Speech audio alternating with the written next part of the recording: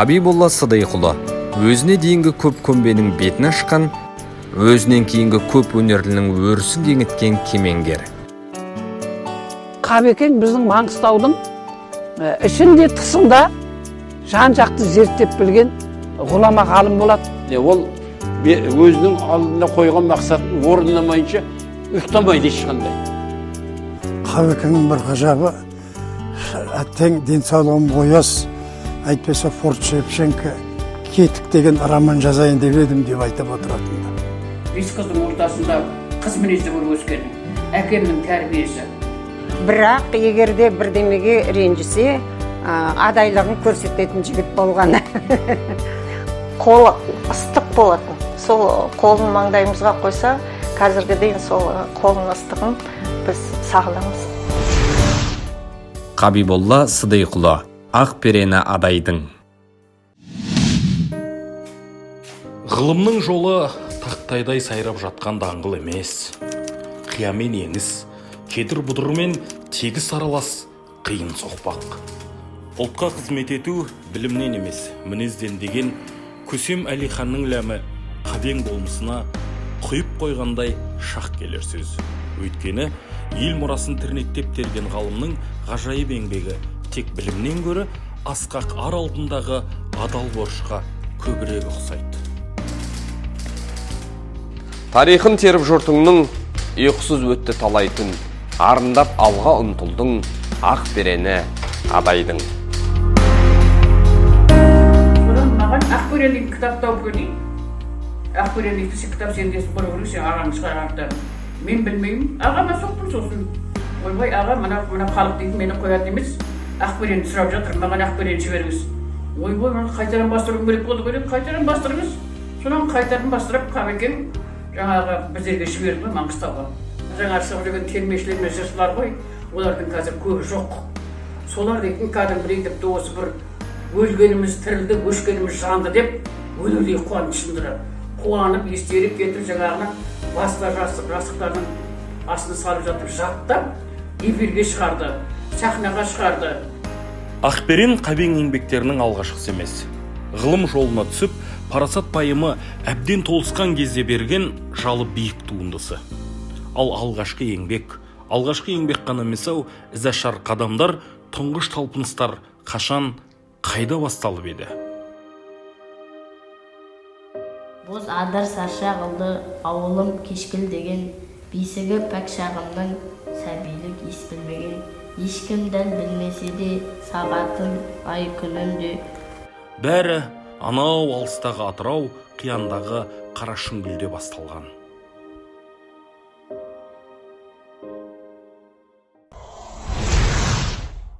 Қабиболла Сыдайықұлы, өскен өңір.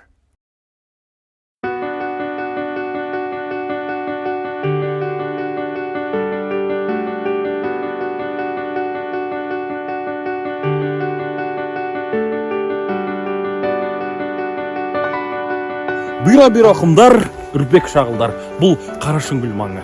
Жергілікті халық атын тергеп Ақмолда атап кеткен Ақбота Жеменей Ишанлы Сыдайық ақсақалдың шаңырағында іңгәліп сәби дүниеге келді. Бұл 1934 жылдың көктемі.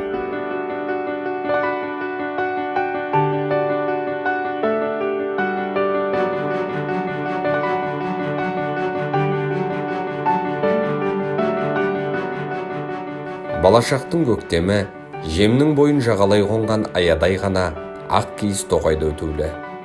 Ақ киіз тоғай, исі мұсылманға қадірлі Бекет атаны сыйлаған топырақ. Сол қасиетті топырақта қазақтың тағы бір қадірлі ұлы Қабең ержетті.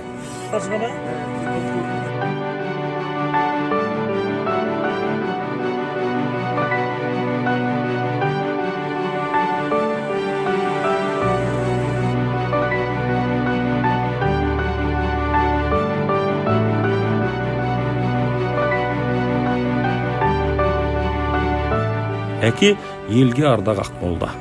Ана әруақты батыр Жетімек Сүйінғараның ұрпағы. 4 қыздан соң көрінген жалғыз ұл, ерке емес есті, кесір емес кемел боп өсті. Енді өз білімді болған адам ғой. Иә, соны Өзі айтамын мен. заманында өзі не қажетті білім алған кісі. Әкем. Енді өзінің баласы өз заманында біліммен баласы тоже алу керек қой. Сондықтан қабілетіңді Сон әке мен баланың арасында қандай қарым-қатынас болды? Мен соны айтқым келеді. қарым-қатынас болғанда бала әкесін не тілейді? Бала әкесіне оз заманның оз азаматы болуын тілейді. Сол бағытта Қабекең әкесінің мақсатын, арманын орындады.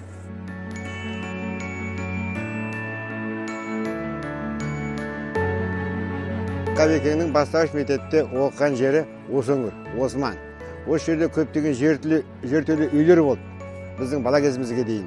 Күні кеше 65-66 жылға дейін осы жердің бәрі қаптаған ел болды. Жартылай жертөле үйлер болды. Османда мектеп болған. Осында Қабекең оқыған. Одан кейін Қабекең осындағы орта мектепте бітіргеннен кейін Қосардағы Абай атындағы мектепте оқыған.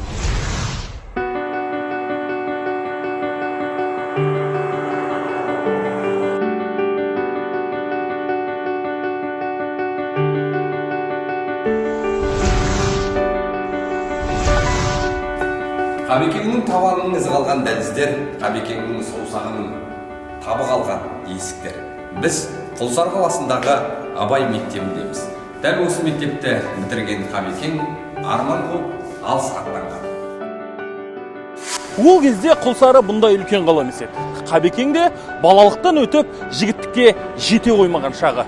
Білім жолындағы алғашқы басталдақ болған Құлсарыны біз Қабекеңнің білім ғылымға деген шырағын жаққан қала десек, қателесе қоймаймыз.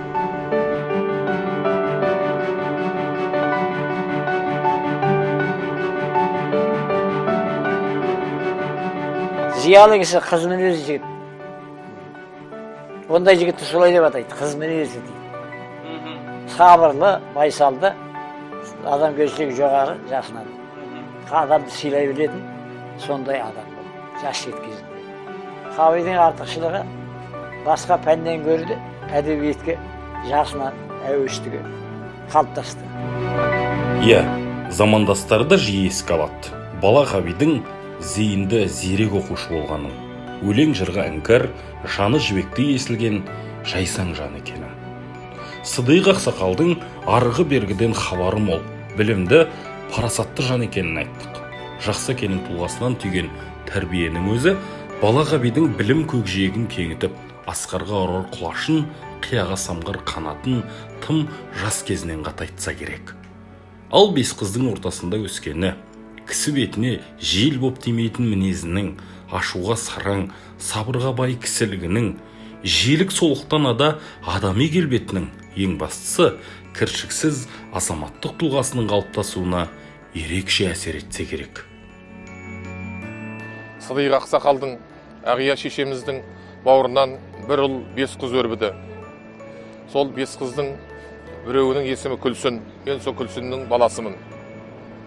Сыдиқ ақсақал мен Ағия шешемізді барлық апаларды көзіміз көрді. Біздің өнегелі жолмен жүріп тұруымызға сол Сыдиқ ақсақал мен Ағия шешеміздің, одан өрген ұл қыздардың, әсіресе туған нағашым Қабекеңнің әсер ықпалы ерекше болды.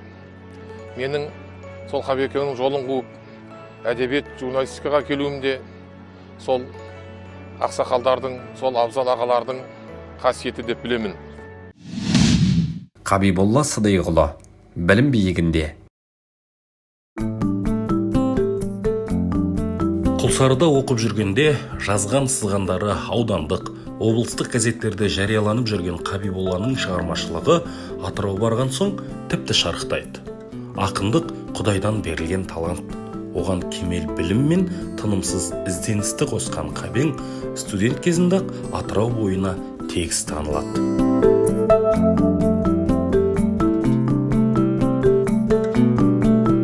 Бір 1955 жылы Атыраудағы оқуын бітірген соң өскен өңірдің өркендерін ағарту ісіне араласады. Білгенімен бөлісіп, ауыл үйдің балаларына ағай болады.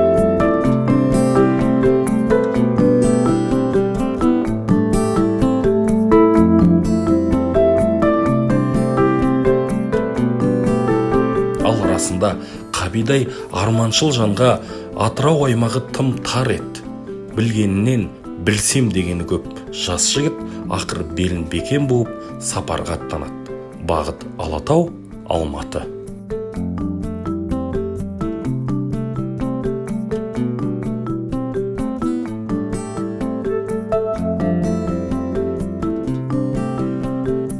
Атыраудан аттанған ақ көйлек жігіт алыстағы алып шаһарда өзін не күтіп тұрғанын білмейтін.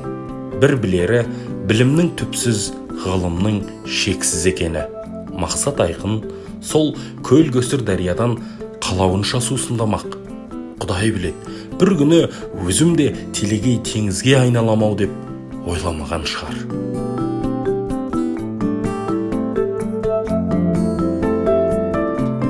Білім алу, ғылымға ден қою негізгі мақсат еді. Алып қазгу кең ұшағын айқара ашып, мақсатқа жеткізер пыраққа айналды. Жастықтың гүлін жайнатқан Алматы Қабиға тағы бір тосын сый ұсынды. Әлбетте, ғұмырының басында тағдыр тақтасына жазылған нәрсе, бірақ білімге сусап келген жігітте алғыншым Алматыдан болсын деген мақсаттың болмағаны хақ.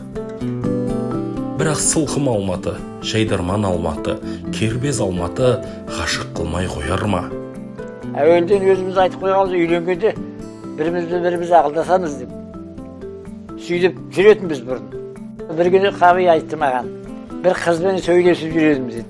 Жаңағы өзінің бірге оқитындарының ішінен. Соны көрсетейінші саған. Жүр киноға барайықшы деді, кешке. Сосын менен пікір сұрайды ғой енді. Жаңағы қандай ұнады ма саған, қалай деп. Толық қыз екен. Мойны қысқалау, толық кісінің мойны қысқалау бар ғой. Сырт көзге мына ойлап отқан қызың бұдан да бері толыққан уақытта саған жылдан бұрыла алмайды. Бұл тұтас жүріп бұрылатын сияқты болады түбінде дейді. Бұлай жылдан бұрылмайды, бесе айналып келетін сияқты дедім. Сондай сияқты маған сырт көзге дедім. Көп ямандаған жоқ, мен біреудің ұнатып отқан адамды ямандау өте қиын ғой. Кісі көңілін жықпайтын Қабең үшін дос пікірі заңмен тең. Бұл ұмтылыстан соңғы келесі кезекте Қаби шын қосағын, жан жарын, кейінгі өміріне шырақ болар тағдыр иген тамаша тарту Гүлшатты табады.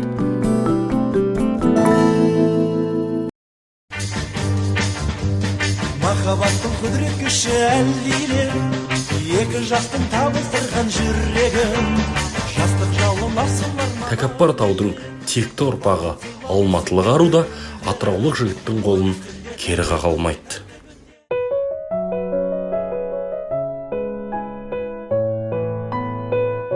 Осы Қабекеңе жар қылып мені Алла қосқанына мен Аллаға мың рахмет айтып отырамын.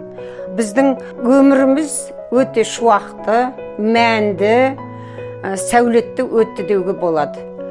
Біз бірде-бір отбасы болып, ұрсып, керісіп, жаман сөздер айтып, бір-бірімізді 41 жылда көңілімізді қалдырған адам емеспіз.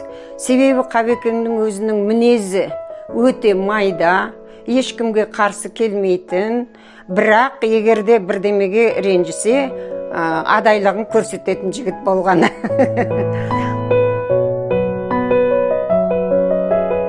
Қазгудың дипломы қалтада, Алатаудың қызы қасында, Алматыға бір өзі кеткен Сыдиықтың жалғызы Атырауға үйлі баранды боп оралады.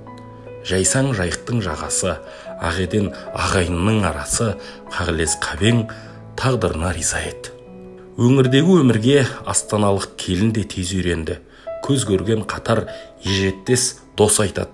Адам жатырқауды білмейтін ақ көңіл Қабеңнің үйіне қырдың қонағы да, қаланың адамы да ағылып кіріп, сабылып шығып, басатын да жататын. Келіншегі Гүлшаттың қабағы көктем, жаны жаз, дәл Қабеңнің өзіндей мейірімді, шуақты, ғажап адам болатын.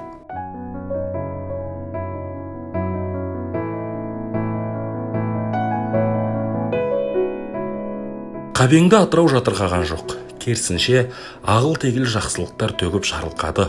Сол көл көсір көп жақсылықтың бірі Қабеңнің ұлды болуы еді. Атырауда тұрғанда біздің мына інжуден кейін Оспан деген бала келді дүниеге. Сол Оспан деген бала дүниеге келгенде Қабекең өзі жалғыз жігіт деп айттым ғой. Сонда жаңағы мына Оспан босанғанда роддомнан звондаған ғой, осындай сіз ұлды болдыңыз деп. Сол ақырында мен екеу болдым ау әйтеуір. Міне Оспаным келді дүниеге деп, роддомнан үйге келгенше жыладым дейтін. Сонда атамыз неде Құлсарыда тұрады ғой. Біз Атыраудың басында тұрамыз. Сонда келініме қалжа деп үлкен грузовой машинаның үстіне мініп, қойын сойып қалжа деп маған атам сонда әкеліп берген. Сосын Оспанның атын атам өзі қойды. Менің әкемнің аты Омар, мына баланың атын Оспан қояйын. Бұл Омар Оспан деген пайғамбардың сахабалары деп атам өзі қойып еді. Атырау Қабең өмірінің көктемі екен. Кісіге жұғымды азаматты айналасы да айрықша сыйлайтын, ерекше құрмет тұтатын. Қабекең туған жерін, туған елін әуелде ерекше сыйлап, соны қастерлеп өткен адам. Әрбір ауылға келгенде ағайын туманы аралап, қуаныштарын құтты болсын айтып, өмірден өткендеріне дұға бағыштап, соның бәріне уақыт тауып жүретін. Бұл кісі келген уақытта жасыратын жоқ, кезекке тұрып, әрбір қонаққа шақыратын. Десек те, таза ғылым жолына түсуді мұрат тұтқан Қабең Атырауда көп аялдай алмады. Туған жерде 10 жылға жуық қызмет етті де, қайтадан орталыққа ауысты.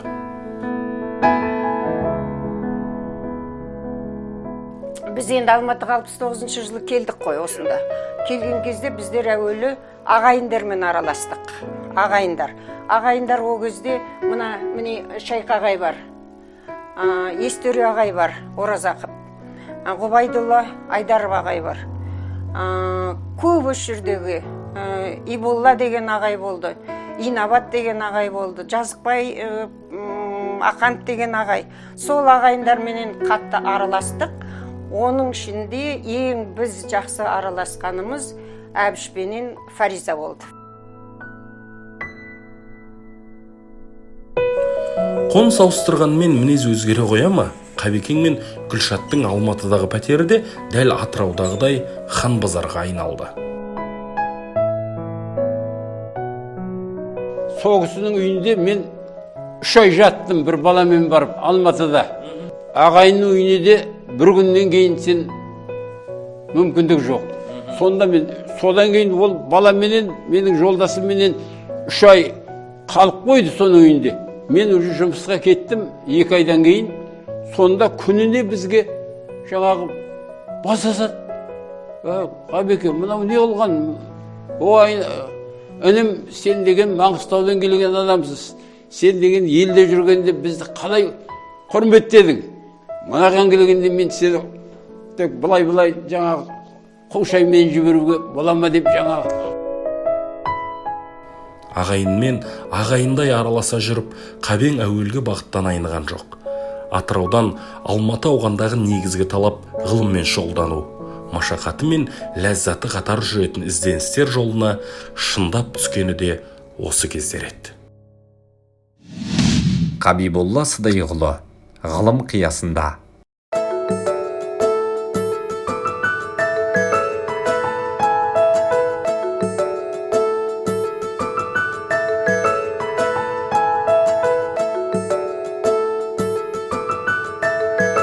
Сол көшеде бір неге глапыш стампқа қарай кетіп бара жатыр еді. Сосын Зекенбай келіп кетсем деп белгі берді. Қасында бір әдемі жігіт тұр. Сосын біреулерді күтіп тұрған болу керек. Сосын келдім. Жүгіріп келесің ғой, студент. Мына ағаңызды танисыз ба деп сөйлеп. Жоқ деп сөйледім. Не дейді деп сөйледі. Бұл Қабиболла Сыдиқов деген ағам. Менің шәкіртім. Осы таяу күндерде кандидатты қорғайын деп тұр. Деп сөйледі. Ғылым бәз біреуге атаққа жетудің сатысы, біреу үшін абырайлы қызмет, енді біреуге ар алдында, ел алдында өз еркімен келген қамыт, мехнатты да рахатты еңбек. Кандидаттық қорғалды, алайда Қабеннің негізгі көздеген нысанасы ғылыми атақ емес. Әлбетте, атақ алдыңда шат, жолыңды кеңітет, бірақ межелі мұрат, үлкен мақсаттан кешіктірмек, аз да болса аялдатпақ. Қабеннің қарымы қарқын алған, бауыры жазылып, барынша құлаш сермеген кездер еді бұл.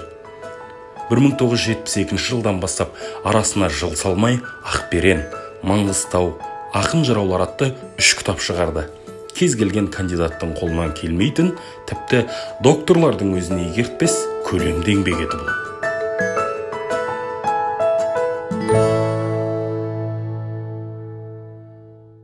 Кәдімгідей қарапайым адамдарға қалай әсер еткені менің есімде. Бұлардың кәдімгі астар менен тойларда жаңа жырлап отырған көне жыршылардан естіген сөздері үкіметтің кітабынан мына тасқа басылып шыққанда, мына Абыл Нұрым Қашаған Ақтан, Аралбайлардың, Сәттіғұлдардың сөзі, арамызда жүрген мынау Әлқуат Қожабергеновтер туралы материалдар шыға келген кезде, Мұрат Өскінбаев туралы материалдар шыға келген кезде, өздері жатқа білетін, кез келген мұнайшы жатқа білетін, кез келген шопан жатқа білетін, мынау жаңағы 15 жасар ер төлеп жалғыз шауып келеді, сұр бұлттай құрысын жонарқасы тырысып деп келетін мына жырлар ішінен шыға келген кезде, жаңағы кәдімгідей қалай, сондай бір рухани серпіліс болғанын мен білем. Маңғыстау мұраларын, Адайдың бес жүйрігінің мұраларын, бес жүйрікке кіретін, кірмейтін, жеті қайқы туралы тұңғыш толымды әңгіме осы кітапта Қабекеңнің қаламымен жазылды. Сөз жоқ, Қабен қатарынан оза шапқан жүйрік еді. Қатарынан дейміз ау, қатар дейтіндей өзімен тұстас ғалымның өзі сирек, ал зерттеу аумағына кірсек, маңдайы жарқырап, тек бір өзі қалар еді. Ежеттес достары, көңілі жарасқан құрбылары Ғұбайдолла, Естөре, Әбіш, Меңдекеш, Фариза. Бірі ақын, бірі жазушы, бірі дәрігер, бірі мемлекеттің жұмысында. Қабен секілді ел аралап ауыз әдебиеті нұсқаларын тергені болмады. Туырылып тұтас жатқан батыстың музыкалық мұралары, әдеби жауһарлары ауыздан ауызға көшіп, түрлі нұсқамен сақталған ақын жыраулардың сөздеріне тыңнан түрен салған Қабен болатын. Халық ауыз әдебиеті телегей теңіз еді. Қабен сол телегейден маржан сүзген еңбек қоржан еді. Шаршамады, тынбады, демалысы аз, ұйқысы шала, жайбарақат кезеңі сирек. Сол уақыттың өзінде Қабен шексіз бақытты еді. Қабекеңдер мына академияның институтында, тіл әдебиет институтында жасады ғой. Ол кездерде олардың библиотечный күн деп айтылатын күндері бар екен. Кітапханаға барып материал жинайтын. Сол 2 күнде ол үйде отырады. Үйде отырып жұмыс жасайды да, жұмысқа 3 күн барады. 3 күн барып, қайтып келгеннен кейін жаңа письменный кітап жазу столына отырып, сол жазу столы мынадай жерде тұрады, мына жақтан, мына жерде, мына жақтан күн түсіп тұрады терезеден. Мына жақта өзінің кроваттары тұрды. Өзінің спальнейіне қойдырды. Столын, Себебі шаршап кетсем, шалқамнан жатып демала қоям деп өзі сөйтетін. Сосын уақыты аз болады, жұмысым көп деп ойлайма, кейде шақырған тойға, болмаса қонаққа бармайда қалатын күндері болатын.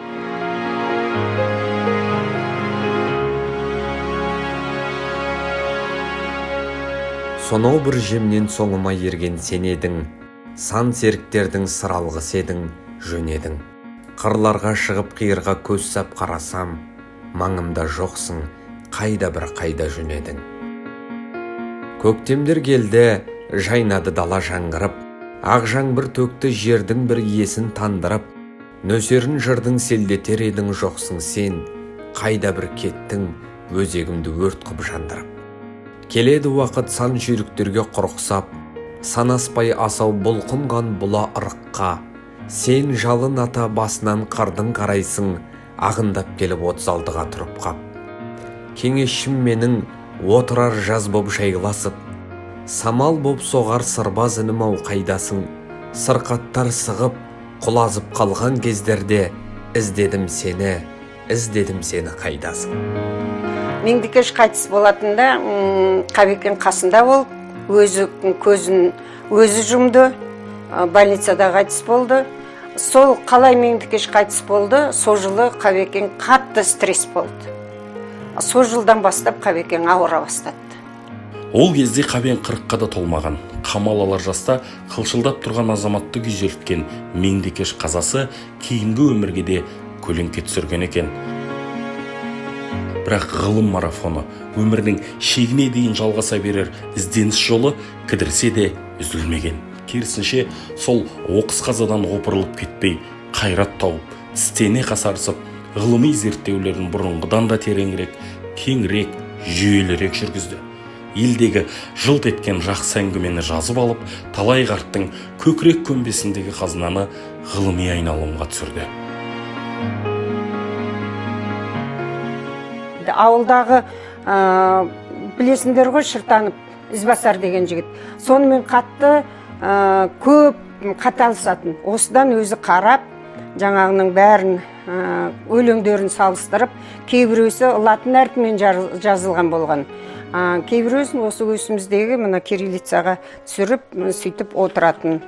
Бәрін бірнеше адамнан келеді ғой. Жаңа бір кісі, бір ақын туралы, бір өлең туралы, бір өлеңнің өзі бірнеше вариантпен келеді. Соның бәрін салыстырып, сосын ол кісінің өзінің стилі қандай, жаңа Сәттіғұл атамыздың. Соған келетінін ғана, бұл осы кісінікі, әйтпесе мынау жолдан ортадан қосылған ойлар деп оны алып тастап отыратын. Соның бәрін салыстырып келіп, осы қанша жыл болды, Қабекеңнің осы зерттеген адамдарының біреуіне әлі осы уақытқа дейін сіз дұрыс жазбапсыз, мына жер дұрыс емес қой, мынау дұрыс емес, мынау артық, мынау кем, мынаны қоспақсың деген әлі бірде-бір рет, міне неше жыл өтті, бірде-бір рет ондай пікір болған жоқ. Қабиболла Сыдайғұлы, қызғыш құс.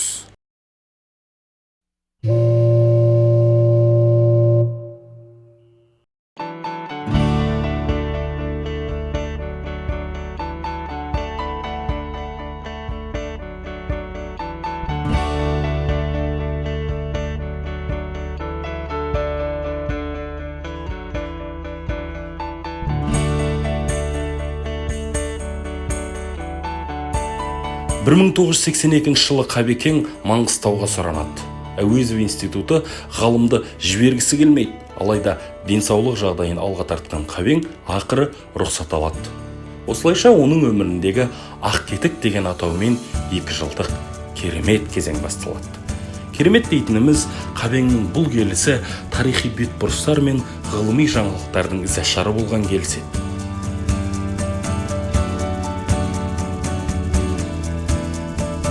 Соларды осы көшелердің атын қалай ауыстыруымыз керек дейтін ең алғашқы бірінші ұсынысты да Қабекең берген болатын.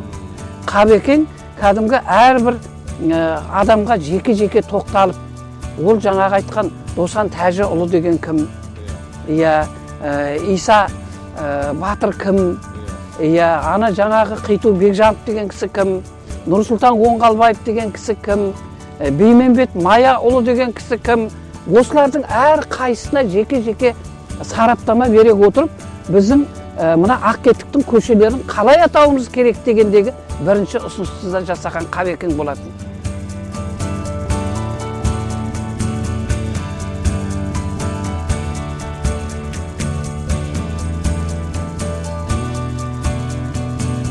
Тарас музейінің алтын кезеңі де осы тұс. Есбол Өмірбаев ақсақалдың ізін жалғаған Қабең бұл музейдің де деңгейін көтерді. Десек те, дана жырау Мұрын Сеңгірбекұлының ұлан асыр мұрасын ғылыми айналымға енгізу, мұрын жеткізген Қырымның 40 батыр дастанын жарыққа шығару Қабеңнің маңдайына бұйырған бақыт, тіпті орындалған өмірлік миссия десек те артық айтпаған болармыз.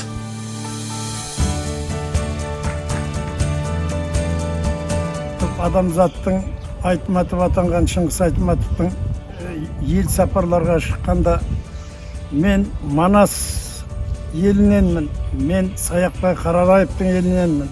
Олар менің төл құжатым деп мақтанады екен. Ал біз Қырымның 40 батыры атты дүниежүзілік мәні бар ғылыми жыр кітабын адамзатқа әлі таныстыра алмай келетініне қатты өкінемін деп айтқан еді. Содан ол еңбектеніп бірінші рет бұрын шығарғанды зерттеді. Бұл да Қабекең ол Қырымның 40 батырын ғалымдар тек қана бір саласын ғана зерттейді екен, әйтпесе ғұмыр жетпейді екен. Қабекең де солай еңбек етті. Кейін түгел бәрін тұтастырып, кәдімгі оқушыларға пайдалануына оңтайлы болу үшін барлық Қырымның 40 батырын тұтастай кітап қылып, Арыс баспасынан шығарды.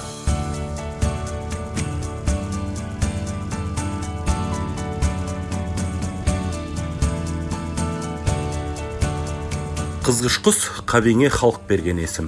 Көне күннің күмбірі құм астында құмығып қала беруі де мүмкін еді. Алла өзі сүйген бір пендесінің зердесін ашты, зейінін кеңітті, аз ғана ғұмырында көп жұмыс тындырардай қарым мен қабілет берді.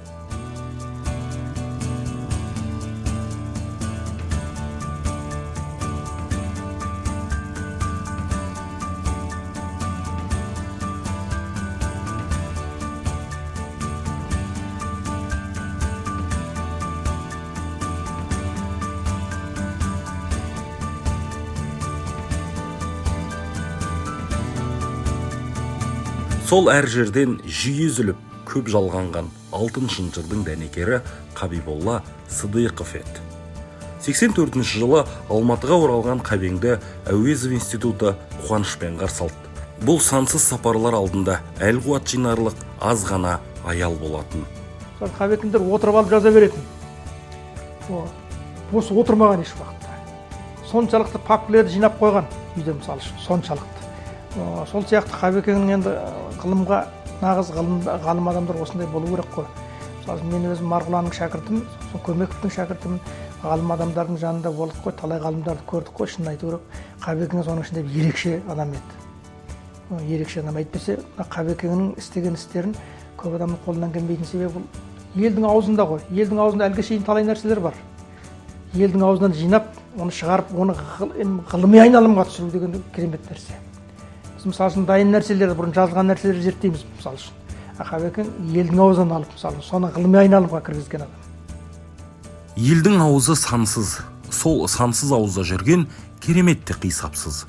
Атырау аймағын, Маңғыстаудың ойын, сонау шығыстағы Зайсанға дейінгі ұлы даланы талай шарлады. Қазақтың ізі қалған Тәжікстан, Түркменстан, Өзбекстанға дейін барып, қазақ тарихына қатысты деректегеннің бәрін терді. Адайдың жеті қайғысы туралы материалдар, ақындар мен жыраулардың сөздерін түйдек-түйдегімен әкеп қазақ қазынасына қоса берді.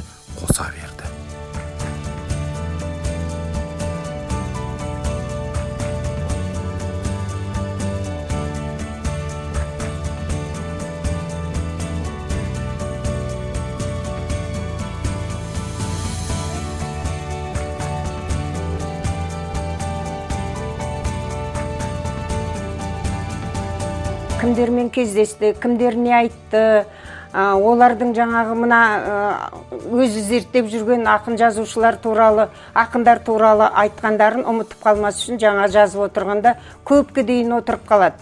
Сосын енді шаршадың ғой, шай ішесің ба, анау-мынау деп қасына баруға, жаңа көңілім бөліп қоям ба деп, даже өзім кішкене именіп әрең кіретімін спальняға, өзінің отырған жеріне.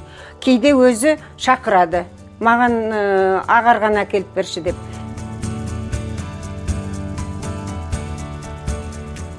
Қабекең кез келгенін сөйлегенде осыдан 200 жыл, 300 жыл өтіп кеткен ақын жазушылардың, жыршылардың өлеңдерін айтып отыратынды кәдімгі.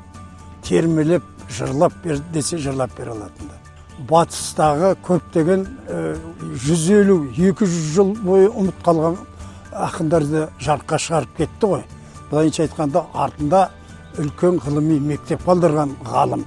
Ал кез келген академик докторлар мектеп қалдыра алмайды. Бұл ғылыми мектеп, ғалымның болашаққа қалдырған хаты. Қабеңнің артындағы тағы бір мектеп, отбасылық тәрбие мектебі, азаматтың мәңгі өшпес аты болатын.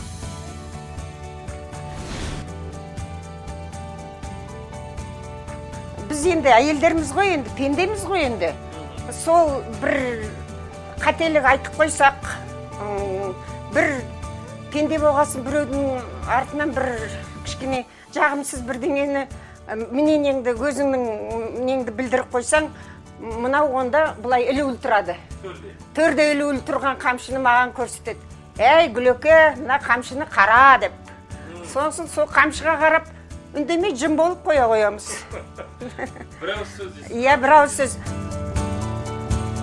Сол Інжудің папасы менің әкемнің орнына әке болып өмірдің аяғына дейін. Сол Казгуды бітіргеннен кейін Інжу екеуміздің елге барып, қызмет жасауымызға ықпал жасап, ақылын айтты. Ол кісінің енді мінез құлқы, парасаттылығы, ақыл ойы бәрі бізге өмір бойы нәр болды. Міне әлгіге дейін сол әкеміздің бәр жақсылық ақылы біз қазір немерелерімізге жеткізіп отырмыз. Ол ешқашан беттен сүймейтін, маңдайдан искейтін. Немеренді, баланды бәрі олымыз солай істейтін. Қолы ыстық болатын. Сол қолын маңдайымызға қойса, қазіргі дейін сол қолын ыстығын біз сағынамыз.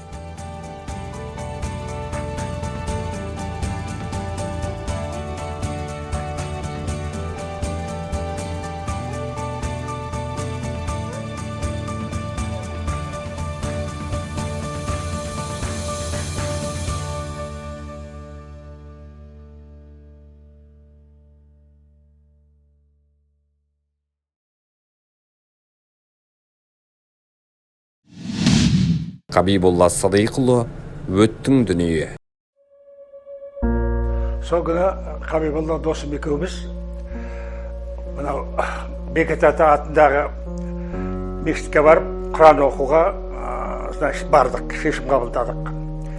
Сонда бардық, Құран оқыдық, істейтін, айтатын сөзімізді айттық, беретін ақшамызды бердік. Сосын қайтып келдік. Сосын кешке қарай түнге негізінен екеуміз ұзақ сөйлестік. Өткенді айттық, кеткенді айттық. Сөйтіп, жаңағы рақаттанып, екеуміз де ұйыққа кеттік. Таңертең сағат 6-тан кете Гүлшаттан телефон хабар естіліп, Қабиболла қайтыс болды деген.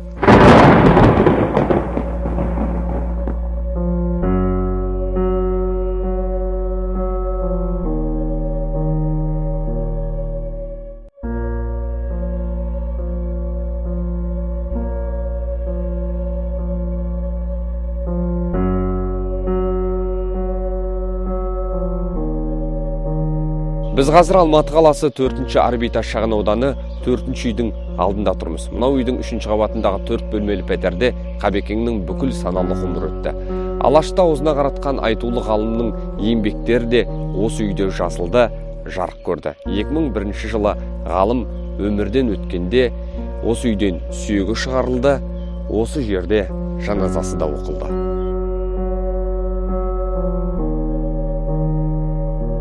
Қазақ ғылымы аталатын алып шаңыраққа қадалған бір қажарлы уық сынды. Қазақ ғылымы аталатын қалың әскердің бір даңқты жауынгері саптан шықты. Қазақ ғылымы аталатын қалың кітаптың бір парағы жыртылды. Өмірден Қабең озды.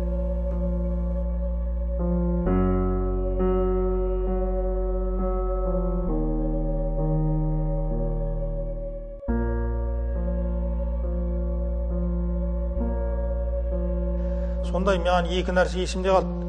Қабекеңнің Жылойдан келген апасы бізге жоқтау айтты, Маңғыстаудан інілері келді дегенде. Маңғыстау деген жерімде, Адай деген елімде ерлерім бар деуші еді. Жөн таппадыңдар ма келуге, жер таппадыңдар ма көмуге деген жоқтау айтты.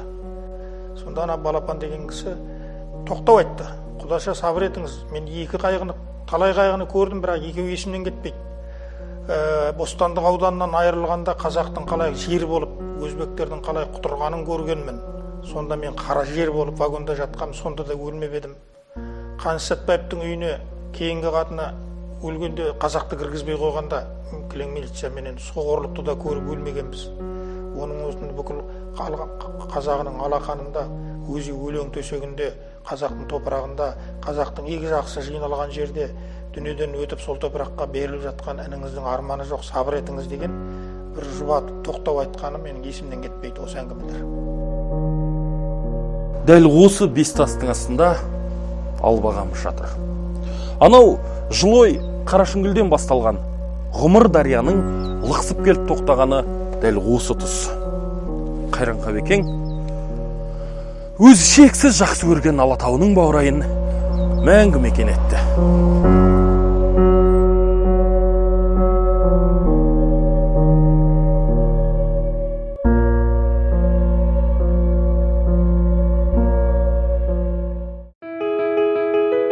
Қабеңдей қайраткердің аты өшпесе керек. Туған жері Кең Жылой, Құлсарыда Қабең атында көше бар. Сол көшеде ғалымның кеуде мүсіні тұр. 2020 жылдың ақпан айында Атырау қаласындағы ғалымның өзі тұрған үйге ескерткіш тақта орнатылды. Ақкетікте де Қабең атында бір көше бар, және Маңғыстау облыстық әмбебап кітапханаға Қабеңнің есімі берілген. Келер жылы Қабеңнің дүние салғанына 20 жыл толады. 34-тің 18 наурызында туып, 2001-дің 23 наурызында бақиға аттанды. 5 күн тірлік деген осы ғой. Сол 5 күнде 5 ғасырлық тарихты қопарған қайраткердің мол мұрасы бүгінде сенімді қолда. Құдайға шүкір, ол кісіге сол Гүлшаттай жар жолығып, бүкіл жыртығын бүтіндеп, қамсау болып, жолына жалау болып, сол көп жәрдемі жеңгеміздің тиді. Оны мынау елдің атынан, біздің атымыздан, кейін ұрпақтың атынан ол айтылуға тиіс, алғыс деп есептеймін. Себебі азаматтың жары дұрыс болмаса, ол адам қанша арыстан болса да өзінің қасиетін толық көрсете алмайды, толық қабілетін аша алмайды. Себебі жарым жарты адам ғой, жары дұрыс болмаса. Шынында Қабекең ол жағынан бүтін адам болды. Алаштың айтманы артық айтпайды расында. Гүлшат шешеміз Қабең қазынасының шырақшысы.